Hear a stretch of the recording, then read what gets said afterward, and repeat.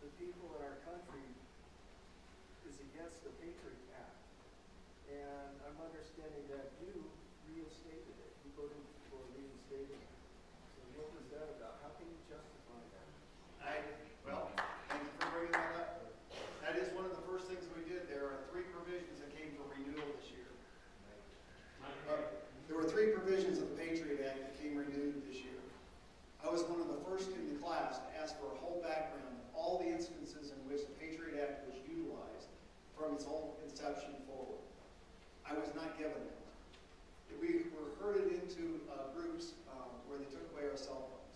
And we addressed the CIA, the FBI, and the attorneys for the United States.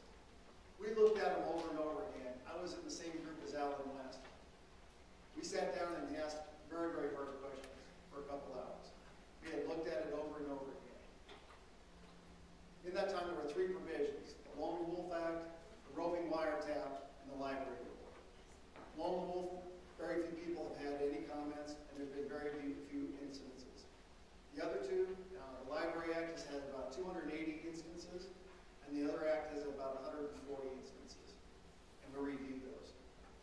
Didn't like it, felt uncomfortable, wanted to make sure that if we were going to do this, that we only had a temporary suspension or a temporary extension. I only wanted 2 years so we could learn more about it. The Senate wanted 6, and it ended up being 4. Now, I'm going to give you something else.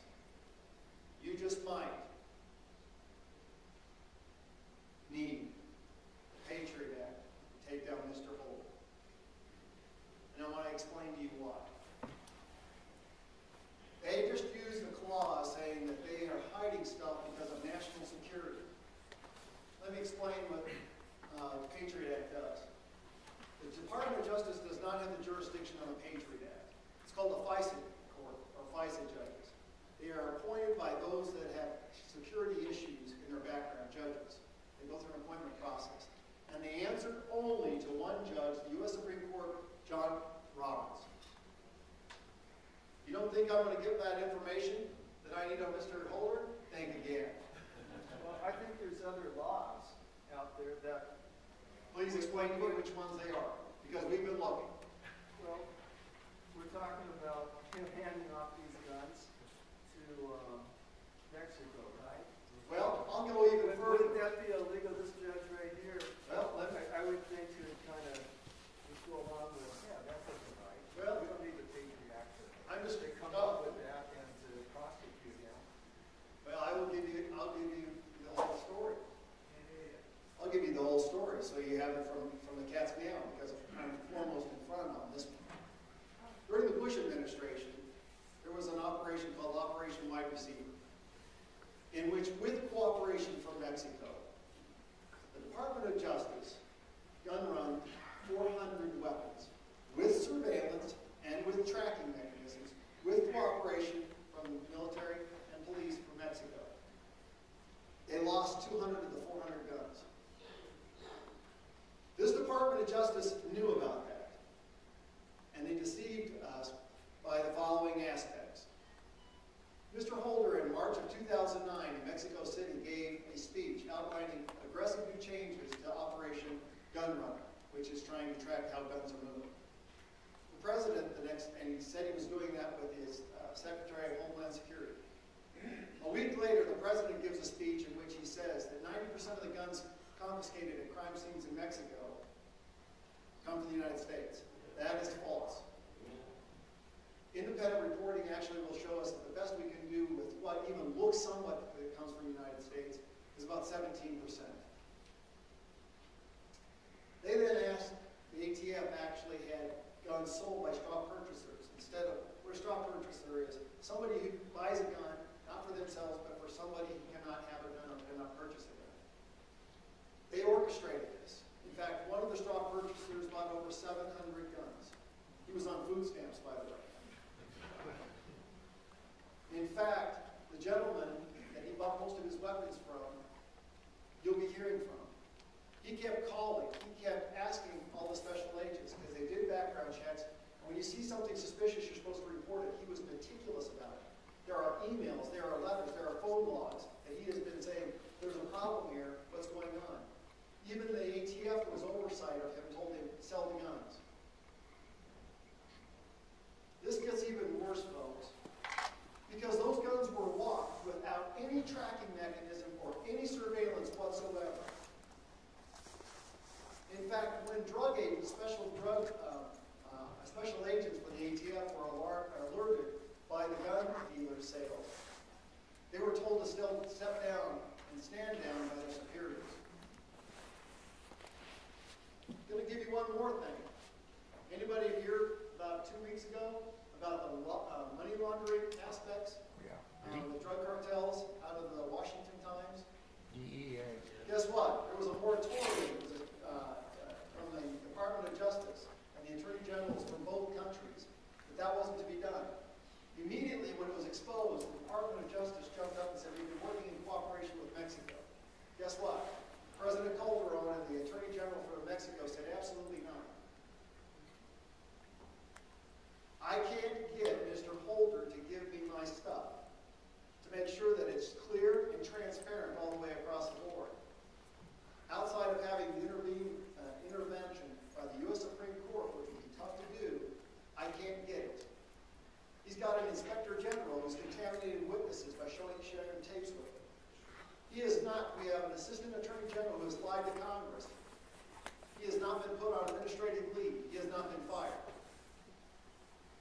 Mr. Holder's chief of staff knew intricate details as early as April of 2010 about this intricate movement of guns.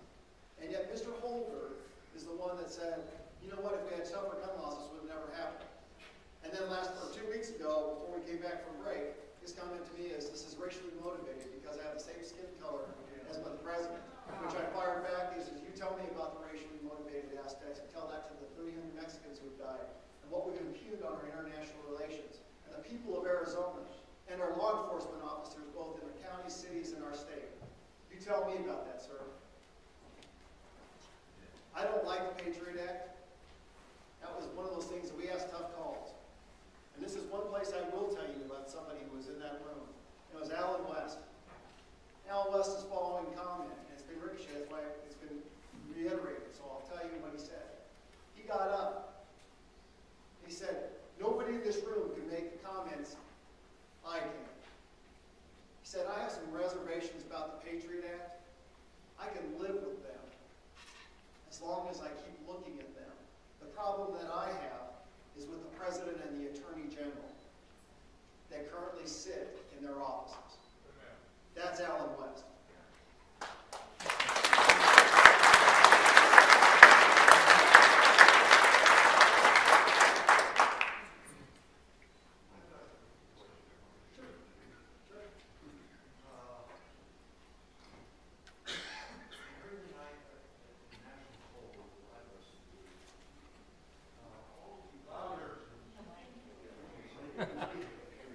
All the big part started at the beginning. Short and sweet. All I hear from the people that are polled is that they want consistently smaller government, lower taxes.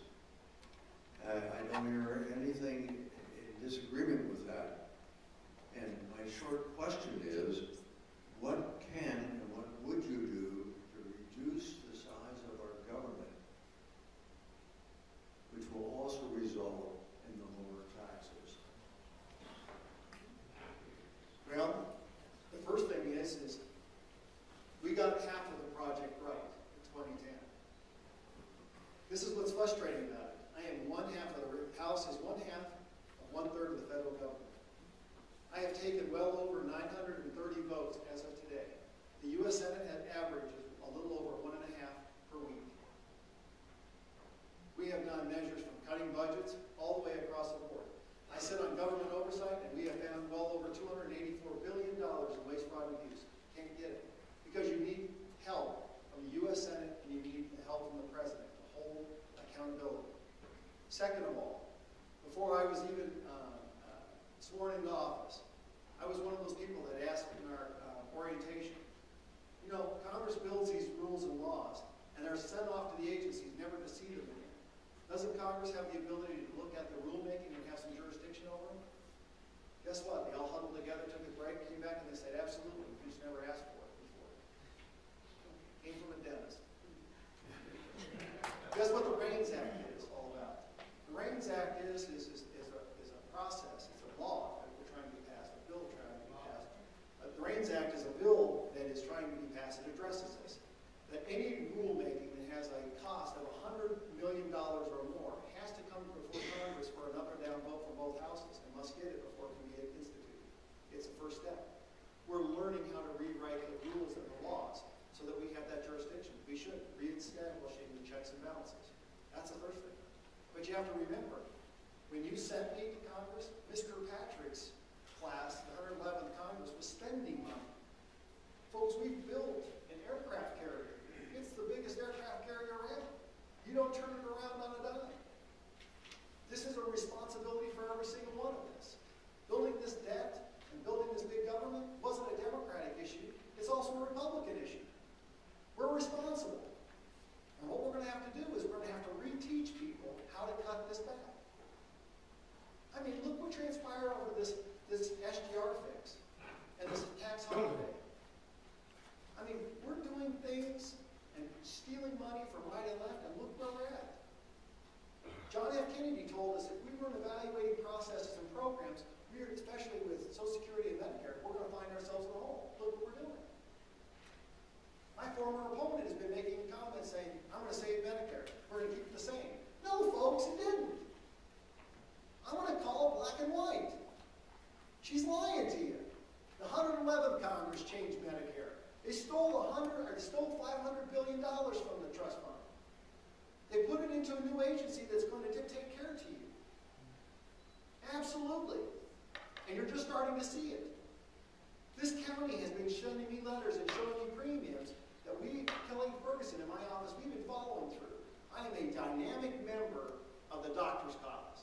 I am sitting on the table with solutions ready to go. To make government smaller, it's going to take some time. But guess what? Our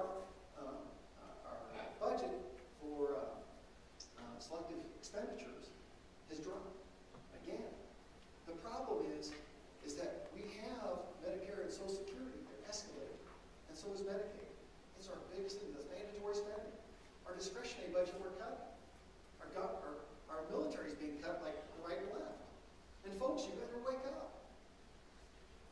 Doctors right now aren't seeing Medicare patients because they can't afford to. And what we were doing is cutting them across the board 27%.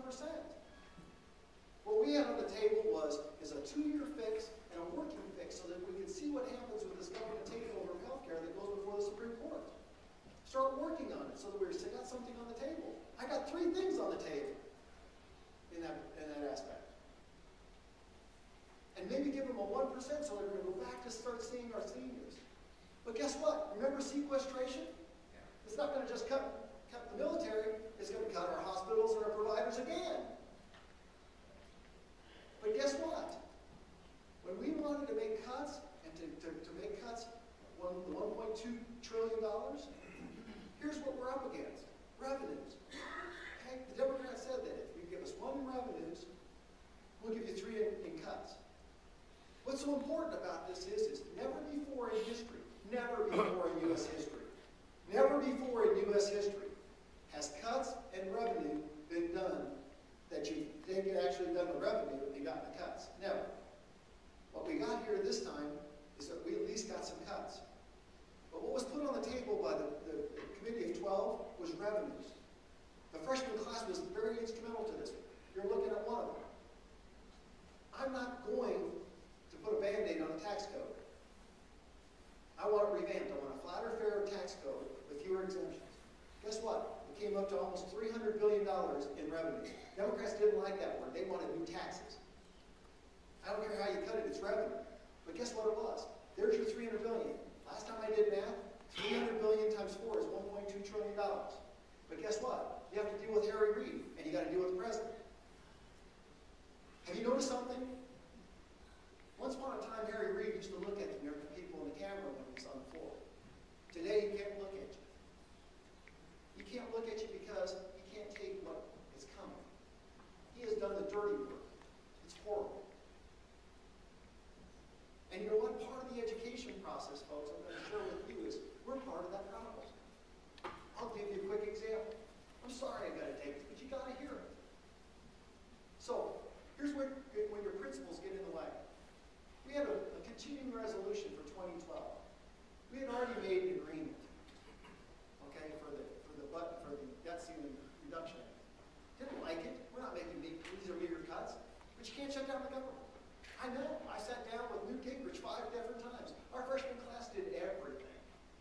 brought them in, we listened to Standard & Poor's. Your Constitution says you're going to raise that debt ceiling. You guaranteed your debts. Standard & Poor's said it's not about raising the debt ceiling that's which is going to downgrade you. It's what you're going to be your plan of getting out of debt. That's exactly right. Okay? So when we came back, we asked Timothy Geithner, the Secretary of Treasury, to tell us how you pay your bills. He wouldn't tell us. He refused to tell us. A joint mixture of freshman class of Democrats and Republicans. Refused. So we brought the Undersecretary of the Treasury from the Bush administration. Guess how they pay the bills. The first thing that's paid is interest on the debt. First thing. After that, it's first come, first served, folks. We can pay 40% of our bills in a given month. Okay, so guess what? Everybody said, you know, when you talk to Americans, 76% of Americans say, don't raise the debt ceiling. That's a good question. The more important question is the second question. And that is if you're dependent on a military pension, Medicare, Social Security, anything that's government paid, you have a 40% chance of getting paid. Guess what the number comes down to? Below 30%. Now what are you going to do? You know how Clinton got reelected? You're shutting down the government. Okay, so we made a debt decision then. So we had agreed that our discretionary budget was going to be $1,043 billion. That's a number. Okay? So here's what we did. So over our break, they were working, and we had these FEMA accounts for disasters. So leadership had this idea about reconstituting a rainy day fund. Like, who's got rainy day funds here for businesses and homes? Well, pretty normal, right? And what they did is they took the last 10 years and averaged it out, which came out to be $11 billion on the average. Okay? And what was going to be happening is that we were going to do offsets. Do 1043 and then have offsets and pay. Steny Hoyer, the minority whip, agreed. And a bunch of Democrats agreed. We had our first conference, and we had a bunch of Republicans saying, we don't like that. We don't like that 1043 number. We're like, it's law. They said, no, it's not the Paul Ryan plan. No, Paul Ryan plan is not law. It's dead. The other frustration for the American people is that you made an agreement and you're trying to renege on it. Okay, so here's what happens. This will be a lesson. But you have to explain. This explains everything, how dysfunctional it is. So instead of paying for that $11 billion, what happened is they took it to the floor for a vote. Everybody said no. So all these Republicans ran down and said, no, it's not Paul Ryan's plan. No, no, no, no. Guess who was sitting over on the other side? The Wicked Witch from California. She's watching and they're marking votes. Seriously, folks, this is exactly what's happening. I'm sitting there watching this. She goes to Steny Hoyer and says, change your vote. And make everybody else change their vote. They all changed the vote. They held the vote. They changed the vote. It went down. Guess what it cost you, the American taxpayer? An additional $11 billion. How do you feel? Do you feel good? I don't. You lost. It's $11 billion we don't have. This is our golden opportunity to start teaching people. But half the American people don't get it. What's so great about this district is you get it. But you got to remember, there's another part east of the Mississippi you don't. Yeah.